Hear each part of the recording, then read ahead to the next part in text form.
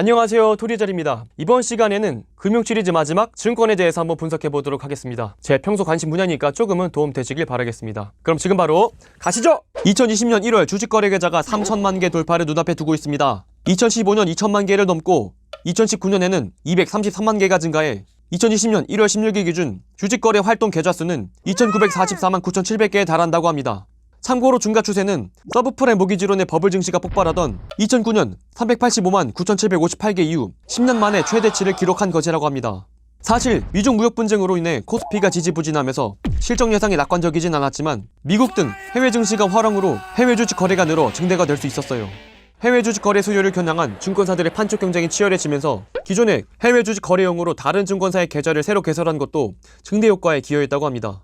실제로 2019년 국내 투자자의 미국 주식 거래 대금은 309억 달러로 전년보다 무려 37.4%나 증가했고, 젊은 층들이 해외 주식에 관심을 두며 주식 투자에 입문을 하기 시작한 것도 증권 거래에 좋은 영향을 주었죠. 물론 이렇게 누구나 쉽게 주식시장에 진입할 수 있는 것은 아무래도 스마트폰의 등장 덕분이겠죠. 한국투자증권에 따르면 카카오뱅크와 연계한 한국투자증권의 온라인 주식 투자 서비스 뱅키스의 계좌 수는 약 120만 개를 기록했다고 합니다. 지점에 갈 필요 없이 스마트폰으로 계좌를 개설하고 주식을 매매할 수 있으며, 기존의 HTS에서 MTS로 개인 증권 거래 패러다임은 또 한 번의 전환이 시작되고 있는 거죠. 한국투자증권은 카카오라는 접근성을 통해서 20, 30대 고객을 확보하고 카카오뱅크를 통해 해외 주식을 소수점 단위로 거래할 수 있는 서비스를 계획하고 있다고 합니다. 20, 30대들에게 해외 주식을 소수점 단위로 구매할 수 있어 더욱 해외 주식에 대한 진입 장벽을 낮추는 것이죠. 이렇게 너도 나도 주식시장에 진입하기 어렵지 않은 시대가 되었고, 주식거래 계좌가 사상 3천만 개, 우리나라 국민 수가 5천만 명인 것을 감안하면 너도 나도 주식의 상용화가 벌어진 것이라는 우스갯소리도 할 수 있게 되었습니다. 실제로 증시 주변 자금은 124조로 사상 최대를 기록했다고 알려지며 증권시장의 기대감은 더욱더 커지고 있는 중입니다.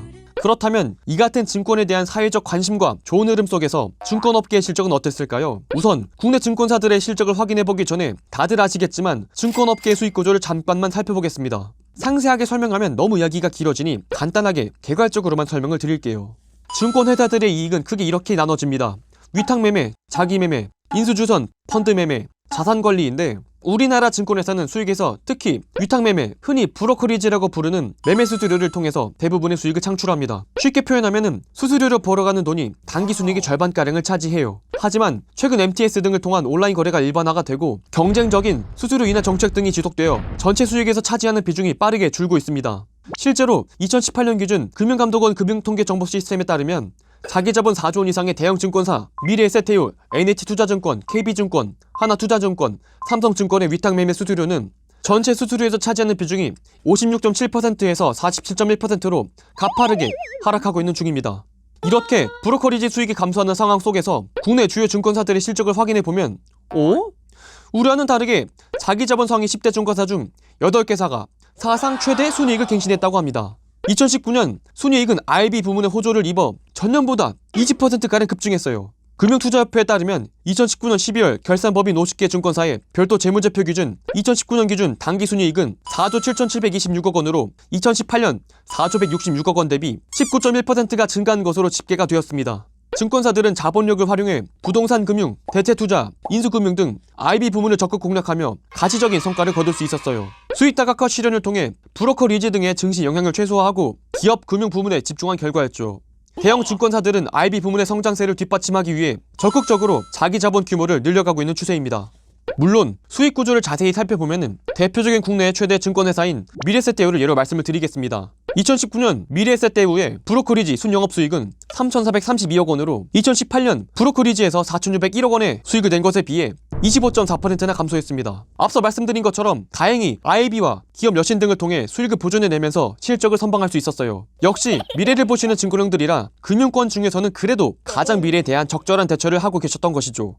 하지만 이렇다 할 수익 구조를 개선해내지 못한 증권사들은 경기 침체 속의 수익 하락의 직격탄을 그대로 맞고 말았습니다. 브로커리지 수수료의 의존도가 높은 증권사들은 증시가 침체함에 따라서 그 피해를 고스란히 맞게 되었거든요. 대신증권, 유안타증권, 유진투자증권은 전년 대비 20% 넘게 수익이 줄며 부진했죠. 다행히 상위 증권사들은 IB 부문에 집중하면서 브로커리지 이익에 대한 의존도를 낮추고 있지만, 만약에 수익의 다각화를 성공하지 못한 브로커리지에 대한 의존성이 커지면 증권회사들은 어떻게 될까요? 자, 여기서 또 한 번 등장하시는 여러분과 저 사이에서 금융의 미래에서 빼놓고 이야기할 수 없는 이미 한 번 먼저 늙어보신 옆집의 상황을 보시면 됩니다. 자, 옆 나라의 일본의 상황도 상당히 비슷해요. 대표적인 예시로 일본의 증권 1위 노무라 증권입니다. 2018년 노무라 증권의 지주회사 노무라 홀딩스의 실적은 2018년 3월부터 9월까지 60.1억엔, 한화 약 600억 원의 손실을 기록했습니다. 2011년 이후 7년 만에 상반기 적자를 기록했다고 합니다. 전년 같은 기간 1087억엔, 약 1조 1200억 원 흑자에서 급반전한 것이죠. 물론 1년 만에 1조 원을 벌던 회사가 갑자기 이렇게 적자로 전환된 이유가 주택융자 담보증권 부정판매로 인해서 미국 사법부에 약 5370억 원의 화해 비용을 낸 것도 있겠지만, 기사의 내용을 살펴보니 가장 고질적인 원인은 주된 수익원인 각종 거래 수수료 수입이 급감하고, 기관 투자자, 법인 고객 대상 수입은 전년 동기 20분의 1의 수준으로 줄어들었다. 최대 수입원인 일반인 대상 소매업에선 실적이 36%나 떨어졌다. 자, 거래 수수료 급감, 법인 고객 대상 수입 감소, 일반 소매업 실적 하락. 현재 부진한 국내 증권사들 이야기라 봐도 딱히 다를 것이 없습니다. 이렇게 지나치게 브로커리지에 의존하게 되면 맞이할 수 있는 안타까운 미래를 보여주고 있어요. 자, 그렇다면 브로커리지에 대한 의존성이 줄어들고 HTS, MTS가 늘어나는 상황 속에서 증권업계들의 행보를 살펴보면 최근 들어선 지점을 없애고 IT 인재들을 증대하는 추세라고 합니다. 금융투자협회에 따르면 현재 국내 증권사 55개 국내 지점수는 979개로 집계가 되었습니다. 2010년 1790개로 정점을 찍은 뒤 계속 줄어 결국 지난해 1000개 선 아래로 떨어지고 있어요. 증권사별로 보면 미래에셋대우가 136개로 유일하게 100개 이상의 국내 지점을 운영하고 있지만, 여기 뭐 1등이라 당연한 이야기인 것 같고, KB증권은 97개, 신한금융투자는 92개, 한국투자증권은 78개, NH투자증권 76개, 유한타증권 67개 등 대부분의 지점수가 100개 이하입니다. 삼성증권은 51개에 그치고 있어요. 그런데 여기서 주목할 만한 점은 비대면 채널 활성화를 위해서 오히려 본부 조직을 강화하고 있다는 점입니다. 수년간 증가세가 두드러져 2015년 말 1779개 대비 2019년 말 3년 새 240개나 늘리고 있습니다. 이 같은 이유는 핀테크 기술의 급속한 발전과 이를 기반으로 한 신사업 모델이 등장하면서 지급, 저축, 대출 등을 중심으로 디지털 혁신이 진행 중이기 때문입니다. 증권산업은 IB, 투자자들 대상으로 자산관리와 트레이딩 업무 등을 고려할 때 프론트, 미들, 백오피스 전 과정에서 유기적으로 디지털 혁신을 준비해야 하는데, 이에 따라 A, B, C, D라고 분류는 AI, 블록체인, 클라우드, 데이터 아날리틱스 등 ABCD 기술들이 증권산업 등 금융업의 변화의 핵심 기술로 융합 발전 중입니다. 증권업 내 리스크 관리, 투자 자문 서비스, 알고리즘, 매매 플랫폼 분석 등에 활용되고 있으며, 블록체인은 장외증권 거래, 청산 결제 서비스 부문에서 글로벌 IB 중심의 컨소시엄이 확대가 되고 있습니다. 실제로 IT 컨설팅 기업 IDC에 따르면 글로벌 AI 시장 규모는 2016년 78억 달러에서 2021년 522억 달러로 CAGR 34% 이상 성장할 것으로 예상이 되고 있어요. AI 서비스에 대한 지출 비용은 BIT 부문에서는 은행 및 증권업이 가장 많은 금액을 지출하는 것으로 조사되고 있습니다. 유로머니는 2017년 미국 은행 임원을 대상으로 향후 3년간 금융서비스 기관 조직 내에서 AI 기술 도입이 예상되는 분야에 설문조사를 진행했는데, 응답 결과 리스크 평가가 49%, 자문 분석 및 연구가 45%, 투자 및 포트폴리오 관리가 37%로 나타났습니다.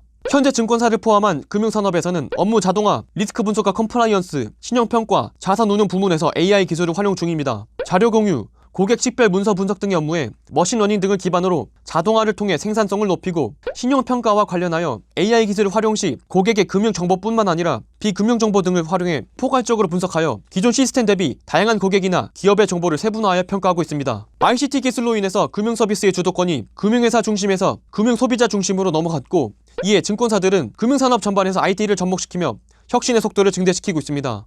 국내 증권산업은 각 개별 증권사별로 적합한 디지털 혁신 방향 설정과 선택 및 집중 전략, IB와 자산 관리의 균형적인 수익 확보, 대면, 비대면 채널 전략적 활용과 고객 맞춤형 상품 및 서비스 제공, 미들, 백, 오피스 부문의 핀테크 기업과의 제휴 강화가 이어질 것으로 전망이 됩니다. 금융 3 시리즈를 마무리하게 되었습니다. 세 편을 다 보셨거나 혹은 한 편이라도 보신 분 느끼 오셨겠지만, 현재 금융산업에 대한 전체적인 패러다임이 모든 것들이 다 자동화가 되고 모든 것들이 AI화가 되고 있고, 거기서 가장 큰 영향을 발휘하는 것이 바로 금융권입니다. 증권이 워낙 변화의 속도가 빠르니까 향후 10년 안에 사라질 직업으로 증권가 트레이더가 있던 걸로 기억이 나요. 물론 그토록 빨라질지 모르겠지만 확실한 것은 그만큼 증권 쪽에서 IT의 결합이 이루어지고 있다는 겁니다. 지금도 실제로 한투와 카카오, 미래에셋과 네이버 이런 식으로 서로 묶어가지고 증권의 IT 대결을 하고 있습니다. A, B, C, D 이 기술들이 앞으로의 증권들을 더욱더 효율성 있게 바꿔줄 거라고 믿습니다. 증권업계는 참 다행히도 수익 부분을 잘 조정을 해서 뭐 잘 나가는 곳은 여전히 잘 나가고 있습니다. 하지만 그러지 못한 곳은 비효율 조정을 잘 이끌어내셔가지고 앞으로도 꾸준하게 대한민국 금융산업을 더욱더 발전시켜주길 바라겠습니다. 오늘 영상은 여기까지입니다. 영상의 내용이 좋았다면 구독과 좋아요 한 번씩 부탁드리도록 하겠습니다. 그리고 전 여러분들의 모든 댓글을 달고 있습니다. 원하시는 기업과 산업 말씀해 주시면요, 매주 2편씩 분석해서 올려드리고 있습니다. 그리고 오늘 다 말을 못한 기업과 산업에 대한 정보는 www.catch.co.kr에 다 들어있으니까요, 꼭 한 번씩 방문 부탁드리도록 하겠습니다. 그럼 저는 또 다음에 좋은 영상으로 찾아뵙겠습니다. 그럼 다음에 또 만나요. 안녕!